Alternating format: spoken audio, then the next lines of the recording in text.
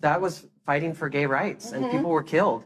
Nobody was killed at Stonewall. Nobody was killed. Okay, so if you're watching this video, you obviously love RuPaul's Drag Race for one reason or another. And I do too. Yet it's a fair thing to say that the seasons that have been airing throughout these past couple years are not the same as the ones that brought the show to the mainstream platform that it has now. Essentially, the other day I was thinking about All Stars 2, 3, and 4, and some of the original main seasons like 4, 5, and 6. These were seasons that had a lot of hype behind them, but they also had a magical feeling about them when they were airing, along with each of the queens feeling like truly big celebrities that had such a good X factor about them. So it brought up the question, when did the show start to lose this special magic that it once had? And is it necessarily a bad thing that it isn't how it used to be? But most importantly, what does it mean for the continuation of the franchise? So let's get right into it, but before we start, please subscribe to the channel if you haven't already, and follow me on Twitter at GreenGayYT for updates on future content. Now, let's begin. The early seasons of Drag Race have a certain specialness to them, yet I wouldn't count the first 3 main seasons for this. Don't get me wrong, I've rewatched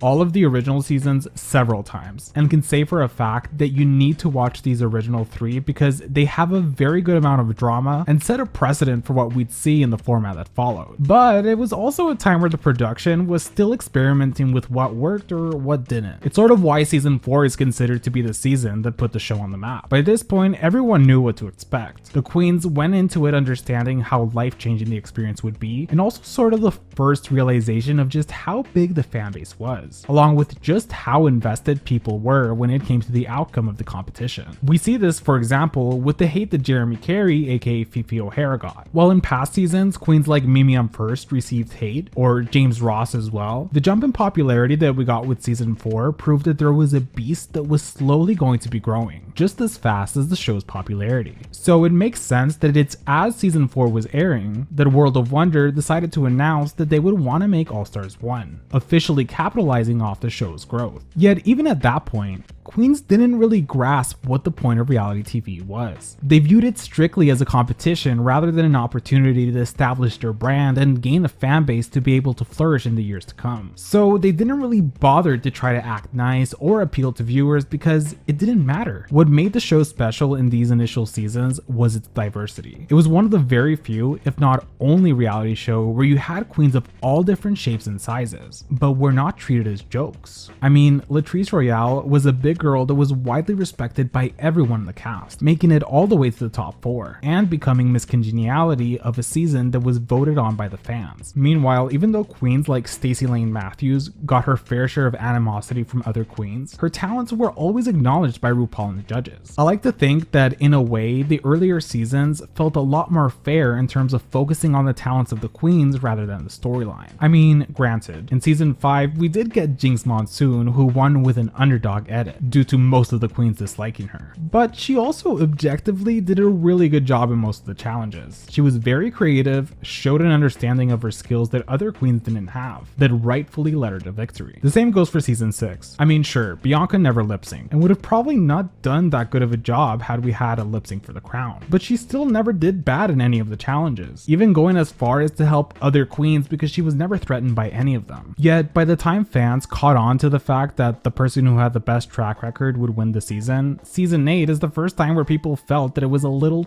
too obvious that Bob was going to win the season. But again, she slayed the season and deserved the win. But anyways, what's probably the most important factor for, I'd say, the first 7 years of the franchise was the sense of community that it established within the gay world. It made a show that a lot of us could come together to watch, dissect, and talk about among other gay people. It also educated a lot of us on gender identity, the different backgrounds that queens had throughout their lives, and instilled hope into a lot of us that we could grow up to have the same thriving life that these queens were having. We also see the language itself evolve in the show, with queens in earlier seasons using slurs like the T word to refer to transgender queens, something that was normalized at the time, but that quickly was corrected, for example, with the elimination of the she-male segments. Yet, aside from its positive political impact among the LGBT community, what also made the show different was that Drag Race separated itself from other reality TV show competitions. And it wasn't just because we had drag queens on television. It was because regardless of the placements that queens would have on the season, the great majority of the cast would go on to become extremely successful in their drag careers, something that we weren't seeing in shows like American Idol or The X Factor. I mean, even the early outs were sort of cool to the average fan because at the end of the day, they were part of a television show that barely any drag queens had been on. So they were each their own celebrity in their own right. So then at one point, the show began to exhibit factors that made it at times seem predictable. I know that for the season 9 finale, a lot of people criticized that VH1 had introduced the lip sync for the crown, which took away fairness and placed an emphasis on suspense for viewers. But a change like this was very needed. Predictability can be a detriment to entertainment. Having this twist gave stakes to the finale rather than a way for everyone knowing that the person with the best track record was gonna win. Eventually, the show kept introducing new concepts for challenges, one of the notable ones being the All Stars 2 finale, where each of the top 4 queens got to write their own verses about themselves and why they should win the crown. It was legendary at the time, and it was awesome to see them incorporated into the season 9 top 4 challenge and eventually for every season that came after. Yet it started to seem that even the verses that queens come up with in recent seasons are very reminiscent of the ones that we've seen in the past, making it very challenging for any of them to become iconic. I mean, season 13 had some pretty catchy verses that we got, but I think it was in fact one of the last times where it felt that the majority of the verses were notable enough. So yeah, the jump into mainstream obviously had to sacrifice certain parts of the show's authenticity, but it also made it so that there wasn't a lot of room to make errors. In season 13, they tried shaking things up with the introduction of the premiere format that divided the queens into the winner circle and the loser circle, something that most people did not like, and it was clear that the production themselves regretted their decision on that. Yet, I feel like it's season 14 that would be a big decrease in quality for the main seasons of the show. While there are many fans that thoroughly enjoy the season, mostly because of the great personalities within the cast, it's important to note that season 14 would go on to be the first main season of Drag Race to break the winning streak that Drag Race had been doing since season 10 at the Emmys, where they won 4 years in a row for Best Outstanding Reality Show competition, only to end up losing in 2022 to the very first season of Lizzo's reality show, which sort of served as a wake-up call to the producers of the franchise. A lot of criticisms of this season comes from the fact that there was constantly no eliminations per episode, and after Cornbread had to leave due to her injury, there seemed to be a very clear narrative that Willow Pill was going to be the one to get the crown. Another thing to top it off was that the twist of the golden chocolate bar would have actually been a lot better of a twist had it in fact been the only non-elimination of the season. Instead, it sort of lost its purpose when suddenly queens were being saved left and right without the need of having the golden chocolate bar. So by the time it's revealed that Bosco had the golden bar the whole time, it was more of yet another unneeded save rather than a nice climax to one of the main subplots that we as viewers had been following. And finally, the choice to have 5 queens go into the finale was based on giving yet another double save to 2 queens that had landed in the bottom, only this time after the golden chocolate bar reveal, when really we would have been fine with the top 4, which is why for season 15, production learned from their mistakes and eliminated queens from the very first episode to keep the momentum going. Yet, despite all the criticisms, I've never been one to feel that the show is overproduced. I think that what's incurred in recent seasons is that there's not as many queens that are willing to take risks in order to pay off as good TV. That's why a lot of people enjoyed Mistress Isabel Brooks on season 15, because she gave us this attitude that had been lost and was reminiscent of the golden era of Drag Race. The only negative I'd say is that while Mistress was there to bring the drama, nobody was there to bounce the drama back to her. I see this, for example, in moments where she confronts, let's say, Marsha, after Marsha said that she felt she was the second best on the episode of Snatch Game and could have potentially won, only for Mistress to say that she doesn't think Marsha's drag is very elevated and is, for lack of a better term,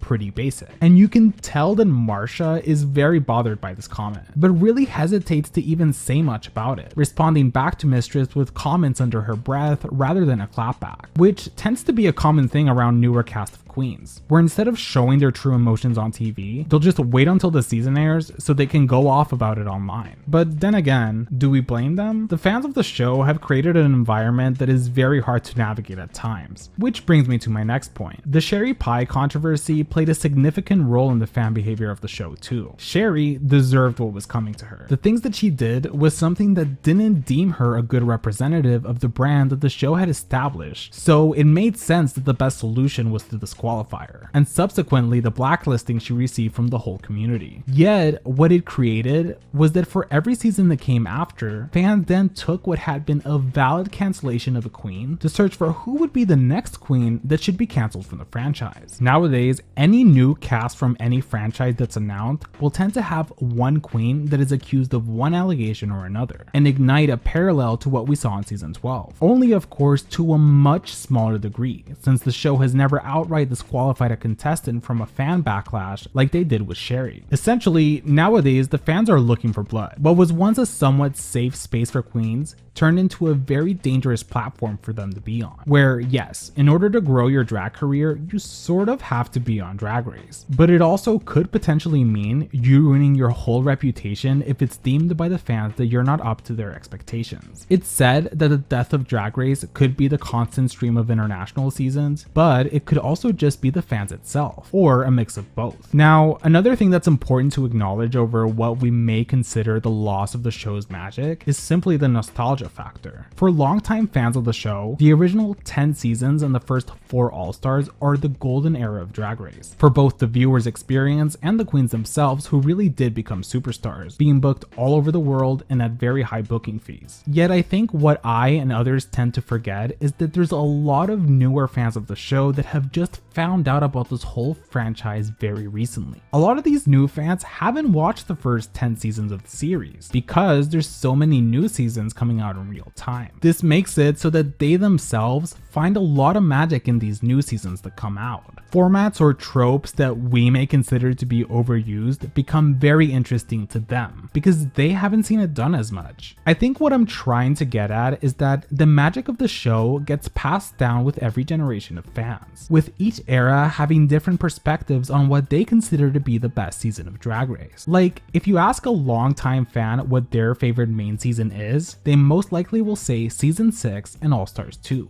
while a new fan might say season 12 and All-Stars 4. I'm a fan that has always preferred to focus on the positives rather than the negatives. For example, people seem to not really like All-Stars 8, but I didn't mind it. For me, it did its job. It was pretty decent with storylines, and while it's true that it seemed like Jimbo was going to win the season from the get-go, it was mostly because of the cast that we got, rather than favoritism. I mean, you just have to look at how Jimbo did in the challenges to see that there was a lot of talent behind his performances. I also really like that we always have a Drag Race season going on, because it's important to remember that it's not going to last forever. Some may feel that it's too much or that production needs to take a break, but eventually RuPaul will in fact stop hosting, and we will look back at this era of the overproducing of constant seasons as, in a way, the second golden era of Drag Race. The time period where no matter what part of the world you were from or what time of day it was, there was a franchise and a cast of queens ready to enter the heart and mind of viewers. With queens that 5 years from now, a new generation of drag queens will be looking at as their icons, the way queens today view those from past seasons as their role models. I think that the show is going to continue to flourish, along with presenting iconic moments to viewers for as long as it continues. The one thing that we can always be assured is that each season does offer something new to the table. I mean, season 15 had Anitra's iconic Walk the Duck performance, and now the highly acclaimed lip sync between her and Marsha. And even Down Under season 3 had the gag of Ivory Glaze fainting when she found out that she was going to have to lip sync for her life, only to miraculously get better when RuPaul said that she could stay till next week. But what do you guys think the show can do to twist the format and keep things fresh for the fans? I really think we should get for future All-Stars some themes for the cast, like a cast filled with nothing but runner-ups, or redoing an entire existing season. Like, let's say a redo of maybe season 1 or even All-Stars 1. Another thing could be a cast filled with queens who are all trans, or a cast with all big girls, or an all-villain season. These are just ideas that I came up with off the top of my head. Anyways, before we end this video, I just want to reinforce that I still really love Drag Race, and I don't think I will ever stop watching the show. Even if it ends, I'll be rewatching the seasons and any adjacent content related to the queens. But I do think back at older seasons sometimes and have a magical feeling towards the cast and the challenges, a feeling that I don't always have for the modern seasons. Maybe a lot of it has to do with nostalgia, so I'd love to hear from those of you who are newer fans of the show and how you felt about the franchise's evolution, as well as older fans and whether you feel the same level of nostalgia that I do. I want to take a moment to thank my patrons. In the Elite Pink Squad, we have Matthew Burns,